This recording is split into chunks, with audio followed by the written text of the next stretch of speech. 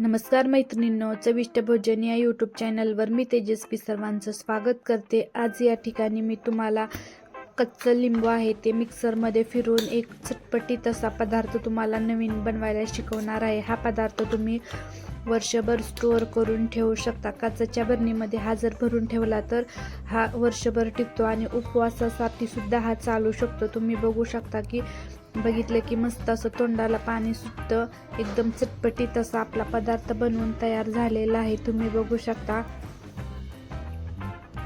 आंबट गोड तिखट अशी ह्याची चव आहे।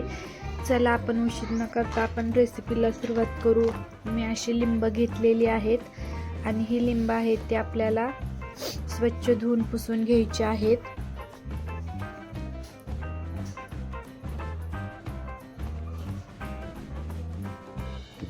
आता मी पहिल्यांदा ह्या जाळीमध्ये धुवून कोरडी करून घेतली होती आणि नंतर पुसून घेतली आहेत। आता आपल्याला ही कट करून घ्यायची आहेत। असं मी कट केलेलं आहे। ह्याचे 4 भाग करायचे आहेत किंवा 2 भाग केले तरी चालतील, कारण आपण हे नंतर मिक्सरमध्येच फिरवणार आहोत आणि ह्याच्या बिया आपल्याला काढायच्या आहेत।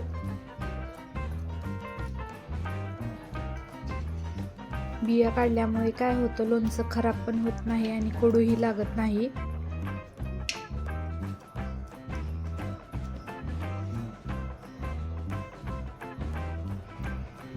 आता सर्व लिंबू मी कट केलेले आहेत, तुम्ही बघू शकता, आणि त्याच्या आतल्या बिया काढलेल्या आहेत। आता मी कट करून घेते, म्हणजे मिक्सरमध्ये बारीक व्हायला जास्त त्रास होणार नाही। तुम्ही हवा असेल तर 4 फोडी करा, नाहीतर 2 केल्या तरी चालेल।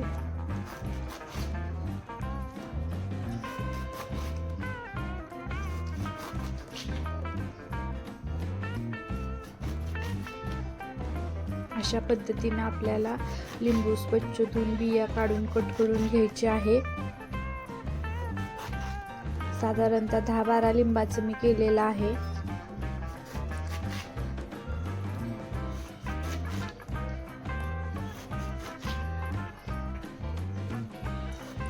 एक एक करून सर्व लिंब आपल्याला कट करून घ्यायचे आहेत।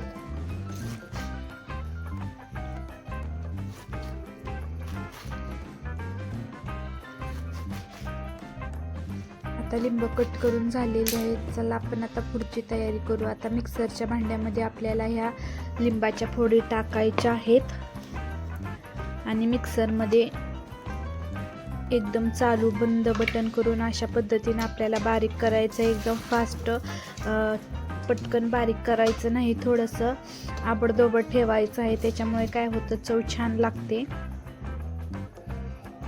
हे बघा मी मिक्सरमधून अशा पद्धतीने बारीक केलं आहे। तुम्ही बघू शकता की थोडंसं आबडधोबड ठेवलं आहे, जसं की आपण शेंगदाण्याचा कूट कसा आबडधोबड थोडासा ठेवतो तशाच पद्धतीने ह्या फोडी पण आपल्याला थोड्याशा आबडधोबड ठेवायच्या आहेत।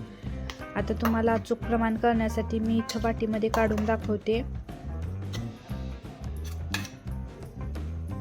हे बघा 1 चमचा कम्प्लिटली लिंबाच्या फोडीचा गर आपला बनलेला आहे। आता एवढाच आपल्याला काय करायचं आहे, साखरेचं प्रमाण ठेवायचं आहे।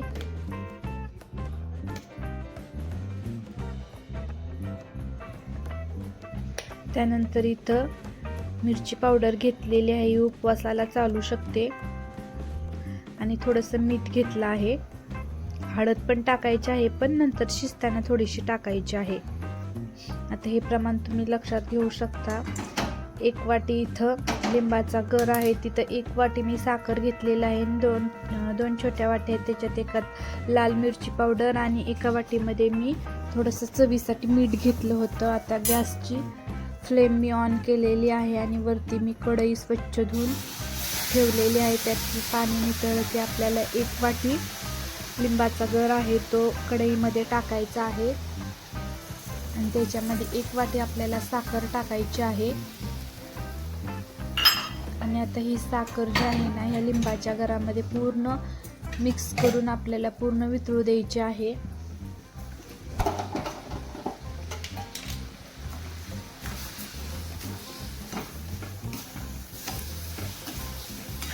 तुम्ही एखाद्या चमच्याच्या साहाय्याने किंवा उलथण्याच्या साहाय्याने हे दोन्ही मिश्रण एकजीव करू शकता.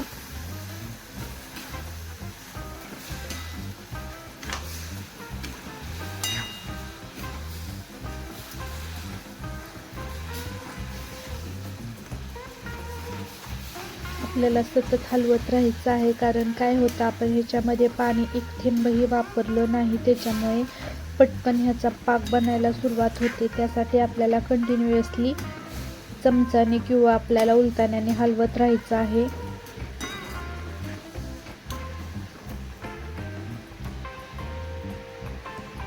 आता साखर वितळत चालली आहे. त्यानंतर आपल्याला मीठ टाकायचं आहे. हळदीचा जो चमचा असतो फोडणीच्या डब्यातला तेवढं मी मीठ टाकलेलं आहे. आणि पोह्याचा 1 चमचा असा आपल्याला लाल मिरची पावडर टाकायची आहे आणि हे दोन्ही एकजीव करून घ्यायचे आहेत. आता हे पाकामध्ये सर्व आपण टाकलेलं आहे, हे एकजीव करून घ्यायचं आहे आपल्याला.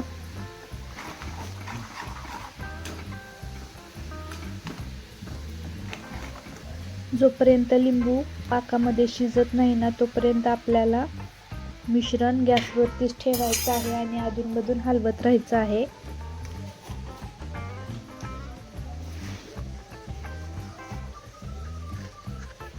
आता मी हळद टाकली आहे.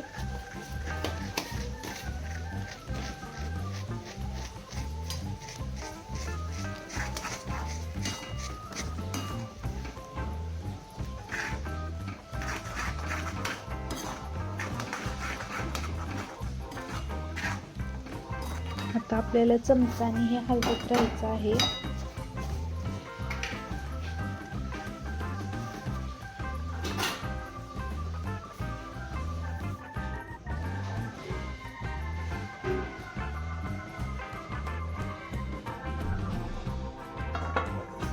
तर त्यानंतर एक टोपण मी म्हणजे झाकण याच्यावर ठेवलं आहे, त्याच्यामुळे काय होतं, लिंबाच्या फोडी शिजायला मदत होते. आणि 1-2-3 मिनिटांनी झाकण काढून पुन्हा आपल्याला चमचाने हलवून हे सर्व एकत्र खाली कडेला चिटकून वर आलेलं आहे ते पुन्हा एकजीव करून आपल्याला ठेवायचं आहे. आता पाक पण थोडासा सैल झालेला आहे. पुन्हा एकदा पाक आपल्याला घट्ट करायचा आहे, कारण या पाकामध्ये लिंबू शिजत आहे.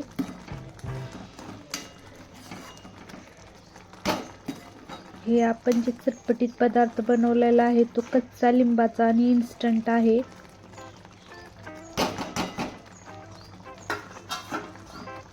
त्यानंतर पुन्हा एकदा आपल्याला झाकण ठेवायचं आहे.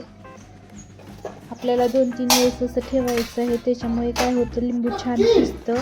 बघा आता परफेक्ट असं आपलं चटपटीत असा लोणच्याचा आंब्याचा म्हणजे लिंबापासून बनलेला पदार्थ, त्याला तुम्ही लोणचंही म्हणू शकता, आंबट गोड लोणचं, ते आपलं बनत चाललेलं आहे, बनलेलं आहे. मी तुम्हाला सर्व करून दाखवते.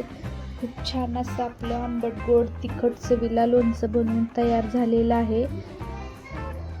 थंड झाल्यानंतर अशा पद्धतीने पूर्ण पाक आहे तो शोषला जातो, तुम्ही बघू शकता, आणि एकदम घट्ट होतं. आता मी एका वाटीमध्ये तुम्हाला सर्व करून दाखवतो. हे वर्षभर राहतं.